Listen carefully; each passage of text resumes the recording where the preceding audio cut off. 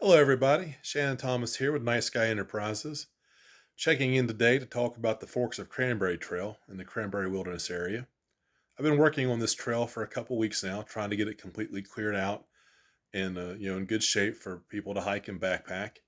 And the work is going pretty well, but there's still a little bit that needs to be done. And I'm going to give you all an update on what's been done so far and what still needs to be done, just so you can be informed if you plan on taking that trail in the near future before I get it completely cleared out. I'm also experimenting with some video editing for the first time with this video, so we're going to try a couple different things. I'm going to start in with a map just to kind of show you the section of the trail that still needs work and talk about that for a minute. And then I'm going to show you a couple clips I took.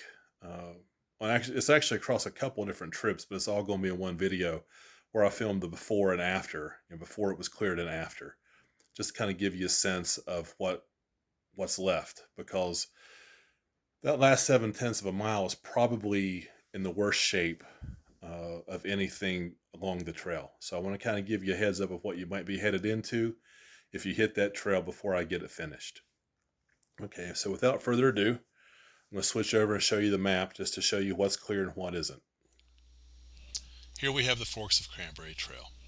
The eastern trailhead is located on US 150, which is also known as the Highland Scenic Highway.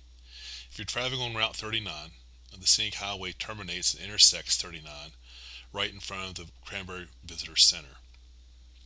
From the Visitor Center intersection, it's about 5.25 miles north to get to the trailhead here on the east side. On the west side, bordering the wilderness area, the trailhead on this end is on Public Road 102. Public Road 102 is a well-maintained gravel road that handrails the southern fork of Cranberry south and uphill, coming all the way up here, sandwiching in here between the Cranberry Glades and the ridge. It also eventually terminates on Route 39. But right here, you can't really see it on the map that well at this zoom level, but there's a circular gravel loop here in a parking lot. There's a locked gate across the road here that prevents public vehicular traffic from going further north on the road. Forestry Service personnel can use it, obviously, but the general public, you have to walk, ride a bike, ride a horse. Pretty sure e-bikes aren't allowed. It's human or animal power only from this point forward north. But up here, you got, like I said, you got the South Fork here. It comes in. Here's the North Fork coming in here, and they converge and just form Cranberry that heads west from here. This fork is what gives the trail its name, the Forks of Cranberry Trail. It's approximately 6 miles long. It goes along the high ground along this ridge that forms the northern wall above the Cranberry Glades. It goes up and down the ridge line across the mountaintops and through the saddles until on the western edge here it drops almost straight down the side of the mountain. A little bit of a switchback towards the bottom, but for the most part it goes right down perpendicular to the contours straight down the mountain. It's very steep in places. Now, the trail signage listed at 6 miles. I've seen some trail maps that listed at 5.3. In my experience on the ground, it usually comes out around 5.5, but we'll just call it a nice even 6. This is a beautiful trail. There are numerous places along its length that are otherworldly, that are so lush and so green, so serene, and just so beautiful. It's hard to believe that you're still on Earth. It feels like you've walked through a portal, been transported into a fairy realm or some sort of fantasy movie or fantasy role-playing game. It just, I don't know. Maybe I'm biased because I'm from the area, but there's areas on this trail that are so beautiful. I just can't hardly believe I'm still on Earth. There's also some very interesting rock formations scattered across the high ground. So I highly recommend it, for a day hike. But just to be aware, the trail is not completely clear. These blue sections, this first 2/3 to 3/4 coming east, and this other blue section that's dropping off the end of the ridge going straight down the mountain, these sections of the trail are clear for hikers and backpackers. Now, when I say clear, what I mean is the foliage has been trimmed back far enough left and right from the center line of the trail such that a hiker or a backpacker should not have any problems with brush and foliage. You'll have the odd branch here or there that reaches out. You have to duck or twist around. But 99.9% of this trail has been brushed back far enough that there should be absolutely no sort of impedance from brush of any kind. You won't have to push through stuff. You won't have to put your head down and struggle through. Nothing like that. The trail, for all intents and purposes, in the blue sections is wide open. There are a few trees down here and there, but in all cases but one, the limbs have been lopped off and the trees are flush against the ground or very nearly so, such that it's very easy to step over them, even again with a heavy full pack. There is one pine tree that's down on the mountainside somewhere through here with limbs and things where you really can't get over the tree. But hikers have already worked a very tight detour right around the base of where it fell. So it's still very easy to get around. It's not a problem, even with the incline of the mountainside. The trail is also very easy to follow in these blue sections. Now, that's not to say the trail is easy to see in every place. Because the trail's been so overgrown in sections, it hasn't gotten a lot of foot traffic over the last few years. And dead leaves and ground debris have accumulated such that there's lots of places where if you're looking at the ground, the trail is indiscernible from the rest of the forest floor. However, in these blue sections, because they've been brushed and trimmed back, you can always look forward and see where the path has been cut out into the forest ahead of you. You can look for lopped saplings, the stumps of little saplings on the ground. You can see where branches have been lopped off in the trees. And in most cases, you can just see a sort of corridor moving forward from where you're at. So it's very easy to navigate the blue sections.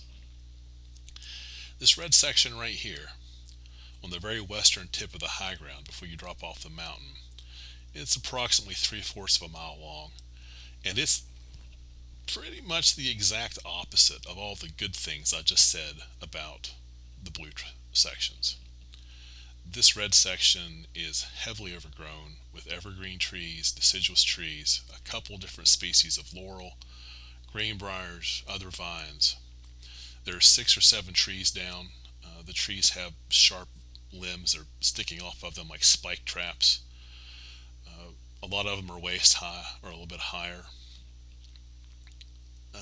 And they would be difficult to navigate on a good day, but with the extreme crowding and overgrowth of the foliage, they're even harder to get across because the foliage tangles your limbs, it gets caught in your pack.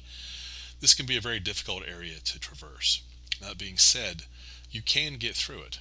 When I was working on the trail last weekend, I traveled this area from both directions, first east to west and then later from west to east. I'm a relatively big fella. I've about 6 foot, very broad shoulders, 320 pounds, and I was packing a 75-liter pack with about 75 pounds of gear in it. And I was able to get through this section, so it can be done. But it's not pleasant. It's not my idea of a good time. Now, some people, that's their thing. They like pushing through the thick stuff. They like plunging forward and getting through Jurassic Park and having this wilderness jungle adventure. And if that's your thing, that's cool. And this red section right here is especially for you while it lasts. I am clearing it along with, I've already cleared these other sections. This is the last section that needs cleared, and I'm whittling it down bit by bit. It's taking some time, partially because at this point I've got to hike in about 4 miles just to get started on the work. And then once I'm there, because it's a wilderness area, you can't use power tools. You have to use hand saws, loppers, axes, that sort of thing. So that's slowing things down a little bit as well. But the primary delay is just the severe overgrown nature of this area. It's so overgrown and there's so much to clear. It's taking me about 6 hours to clear a quarter mile of a trail at a time. That being the case, I figure I've got 16 to 20 hours of work left to finish this red section. I will get it done, and if things go as I expect, I should have it done by the end of June. I'll update everybody when it's done, but in the meantime, if you decide to take a day hike and explore the south of, or the Forks of Cranberry Trail, just be advised this red section, it's about 3/4 of a mile, is arduous and difficult to get through. If you pass through here within 24 hours of a rainstorm, you're likely to get soaked to the bone. I think it's unavoidable. There will be so much moisture on the branches, and there's so much you have to push through. Every thread of clothing on your body, from the top of your head to the tips of your toes, will be soaked. If you push through here in short sleeve shirts or shorts, you'll get scratched and cut and stabbed all over the exposed parts of your body. So just be aware. If you'd like to have some idea of what this area looks like before you pass through, after this video, or after this map rather, I've got videos of 5 sections of the trail that I've cleared. There's a before section and then an after section to kind of show you what it looked like before and then what it's like now that it's cleared. Pay special attention to section 4 and section 5. Section 4 was recorded right here, leading into the red zone from this area. And section 5 was recorded right here, leading into the red zone from this area. The before videos of those sections will give you a very good idea of what you're in for if you pass through this section before the end of June.